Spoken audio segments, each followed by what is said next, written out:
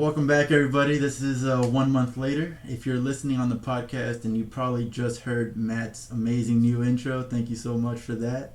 Um, you know, we are going to be talking about WandaVision episode 3 today. I was going to say we are going to talk about like the negatives and the positives, but honestly, there's not that many negatives to talk about for this episode. And then if we have a little bit more time at the end, we're going to go over the possible theories that we said last time. So if you weren't here last time or you haven't listened to it last time, you can find us on Spotify, YouTube, hopefully pretty soon, and Google Podcast, Apple, all that stuff. And I think there's a stream here on Twitch as well. What if it's really possible if Vision isn't alive and he's here? It's completely impossible that other characters that are dead or no longer alive could be here. Like, for all we know, Tony Stark's gonna show up. Right. No, as her reality starts to crack, shatter. With RDJ's paycheck though, man. I don't know. That's why production costs so much money. Yeah, that's right. why production costs That's so all much of it. money. They've No, got him on there. The only reason I don't think that Vision isn't real is because the fact that he is noticing something's up. Like if he was just a figment of Wanda's imagination, then why would he think that something's going on? You know what I mean? Yeah. Like why would he question anything? Well, and there could be an explanation to Vision actually being real, and this whole again reality warping stuff that's going on. In the comic book, she killed Hawkeye, right? Right, Nick? Sure. Yeah, I think so. Yeah, she killed Hawkeye and she brought him back to life, and she also brought back to life Wonder Man because he was dead, and so yeah. But she also tried to bring back 5 million mutants, and they all came back as zombies. Right. But what I mean is, it's been shown in the comic books that she has the ability to bring people back from life. Okay. Back to life. So I wonder if Vision is real, if she has something to do with that. So that could be possible explanation to that. Just a thought. I really liked how the episode was in color finally. That's another positive for sure. And I like the way like her hair and the way they dressed was different. It was like they sped up the time periods. I like they went 5 years, 10 years later with the trend of the furniture and the way they dress and the way they act and kind of shifted a little bit. So yeah, go ahead. My bad. I didn't realize yet. I was just gonna say that that's one of the things that my wife actually brought up with when it comes to how much money it was, is that it costs so much money to change a set, and they have changed the set every single episode so far, and not only just a couple of chairs and stuff. It's completely different set. So for sure, it's gonna cost a lot of money, and I definitely appreciate that. From the small screen, and then you knew that when it went to the widescreen, that was actual reality. That was my favorite part. Carlos just told you about his part. As soon as she was starting to get pissed off, or no, she was like, "Oh yeah, no, she had to go home. She had to leave," and it's just going into a wider screen. I was like, "Oh my god, things are happening." And that was the coloring completely changed. Yes. Yeah. Camera angles, everything changes. Everything. I think that just proved that this is in a fake world. That we're in some kind of fake world, but what fake world we don't know. Speaking of the plot theories, man, we're in Vision's mind, man. That's what's going on.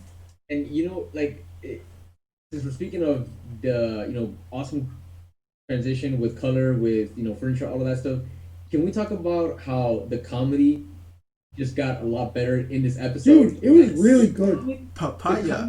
The comedy in this episode was top notch, man. It was absolutely hilarious, and it was in line. It was in line with the kind of comedy that you would see in 70s shows, and it wasn't cheesy.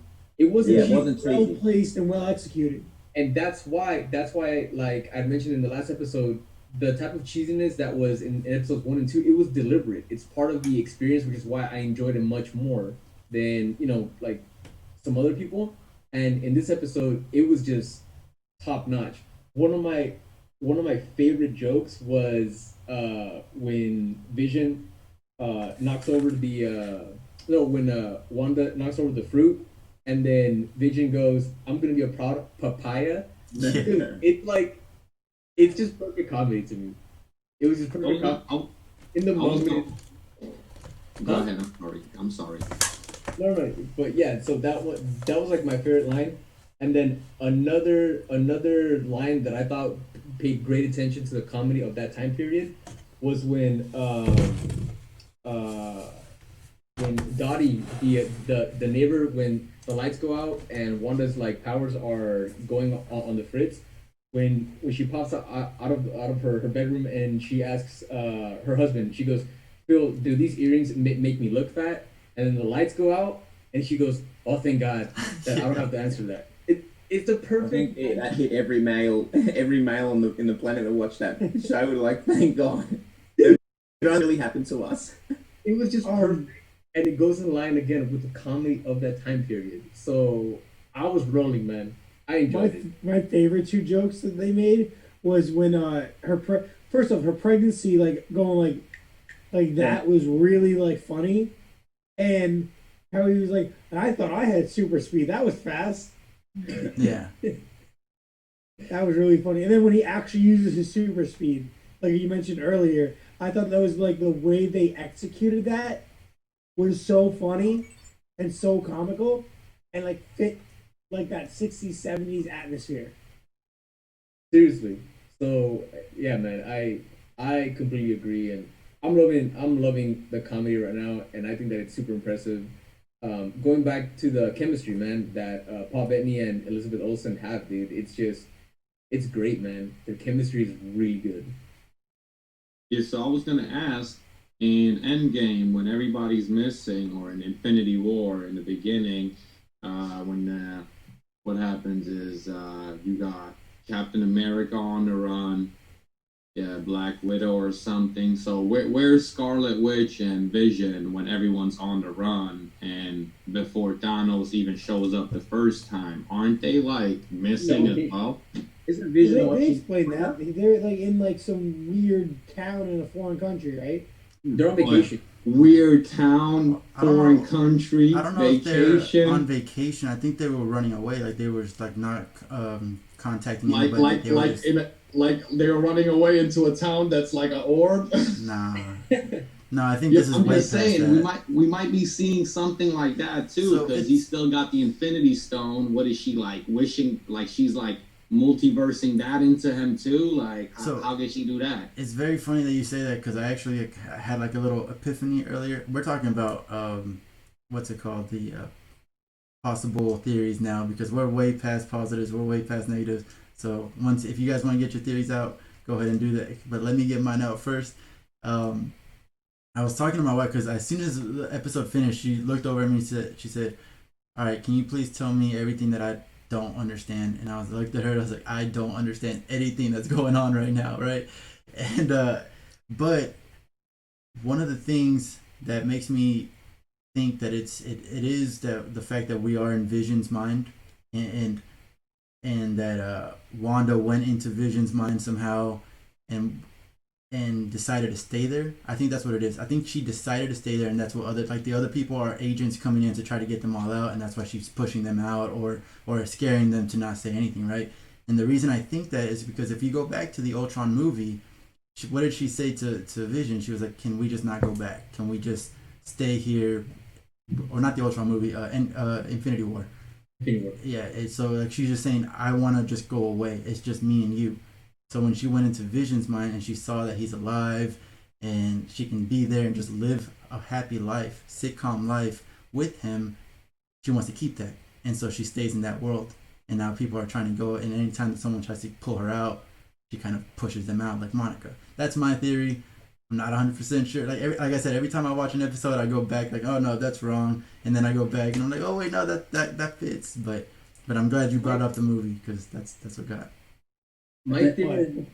like it's like a Truman Show. They're like Yeah. at the border of the town, and then you have these vehicles that are obviously modern, like Yes. 2010, 2020. So I don't think they're in somebody's mind. I think it's like a AIM experiment or run by Ultron or something. Thank you. Right. That's And nice. then That's yeah, good. Geraldine slash whatever you call her, she is human, but the other ones are like humanoids. They glitch once in a while. You said you said And scroll. then the radio person, it's an AIM agent, like trying to control what's going on. But yeah, You were saying I that go you with thought. Carlo. I reckon it's AIM. They've got her. They're working experiments on her, and I reckon Wanda is going to be the next villain for the face. I reckon they're going to turn it back. All right. So basically, we just talked about the ending. Obviously, Yeah.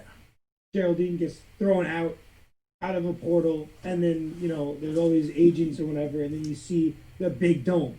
So obviously, I don't think we're in anyone's mind now. I think like what Nuno was saying earlier, how it's this like town that Wanda, I guess she like must have left or something, but she freaked out.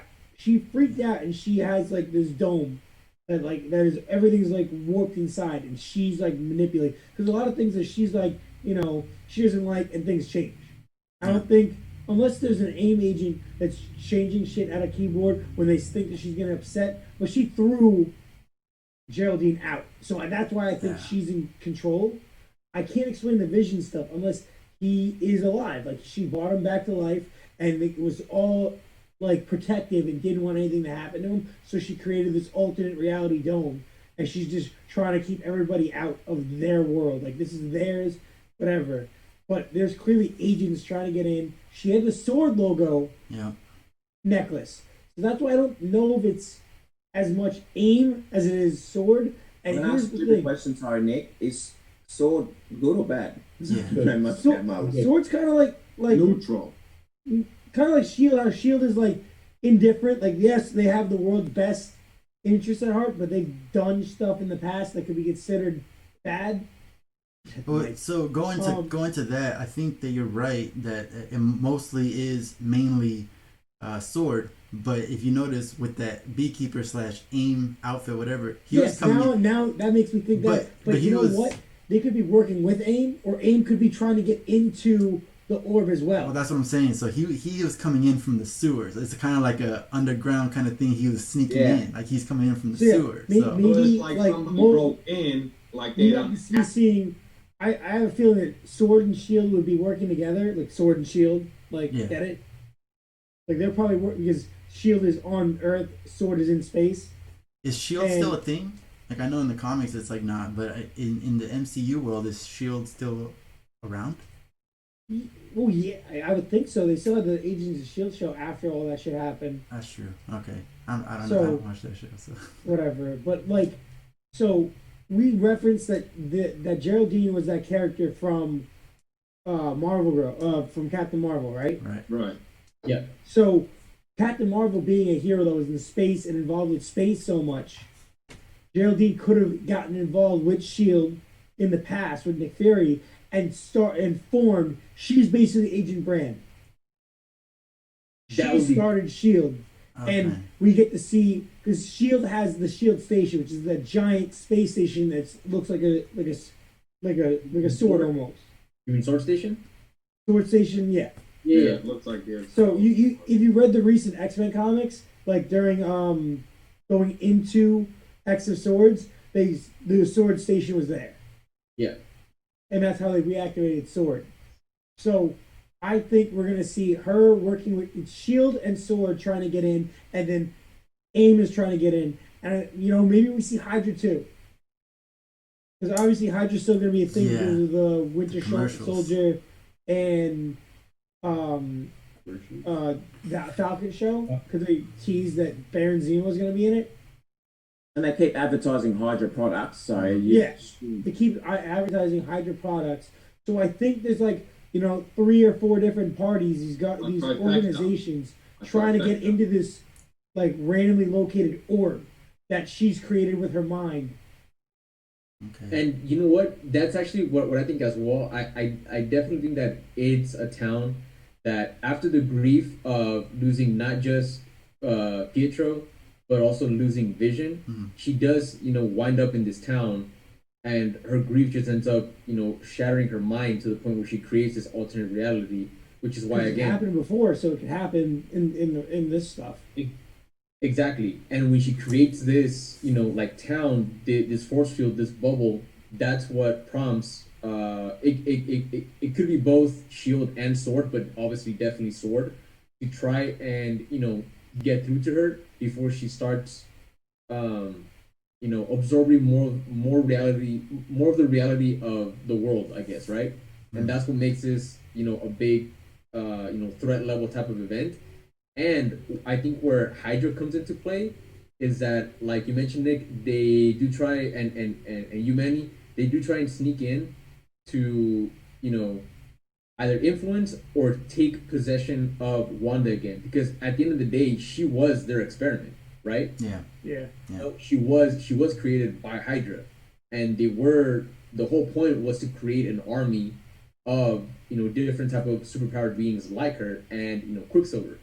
And when they lost her, I mean, that's a huge asset for them to lose. So And basically, my bad, my bad, my bad. no, go from it. Just adding on real quick. So what you're saying is Hydra propaganda blasting the TVs inside that town with like Hydra. AIM trying to come through like tunnels and trying to sneak in. So everyone is trying to get a piece of something, basically, right? Exactly. And the way that I read into the advertising and why we're seeing so much Hydra and like type of products and logos is that it's a type of subliminal messaging. And exactly. And if we want to kind of start reading a little bit deeper, I could be totally off base, but advertising completely changed the consumer's mind during especially during the 50s, 60s, and just took height throughout the 70s, 80s. Like that's how they grew. That's how Hydra buying all the grew. commercial TV stuff and that, all the stuff they see in the commercials, they would buy. Exactly. And that's and Try to get her to buy her to buy their propaganda. exactly, advertising, all of that stuff influences the consumer, the individual. And I think that that's one of the ways that Hydra's trying to influence Wanda and take possession of her or influence her, all of that stuff. So I think that it's Sword and possibly Shield trying to save Wanda, and then Hydra. AIM and Hydra trying to also kind of, I don't know, again, take over her, influence her, Get her maybe back on somehow their side. Yeah. utilize her powers. I don't know. And Hydra and AIM have teamed up many times in the past, Yeah. right? So so this could be one of those team ups. And So And what did they just announce? They announced Hydra Captain too, like maybe a week ago, that he's gonna be in what? Which movie? Hydra Captain. Doctor Strange. Doctor Strange. Oh, okay. And Yeah. she's connected to Doctor Strange, and we're getting Hydra propaganda. exactly.